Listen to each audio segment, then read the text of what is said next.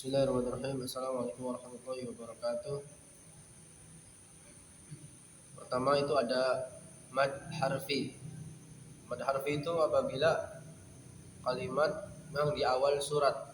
Contohnya alif lam mim. Kemudian ada mad badal. Mad badal itu ketika mad tabi'i hamzah dibaca dua harokat. Contohnya liila fi Quraisy. Kemudian ada mad tamkin. Mad tamkin itu adalah dia bertasdid bertemu ya sukun dalam satu kalimat. Contohnya huyyitum. Kemudian ada mad iwad. Mad iwad adalah ketika fathatain di akhir kalimat. Contohnya aliman hakima. Kemudian ada mad tabi'i. Mad tabi'i adalah dibaca panjang dua harakat. Wan nahari idza jallaha. Assalamualaikum warahmatullahi wabarakatuh.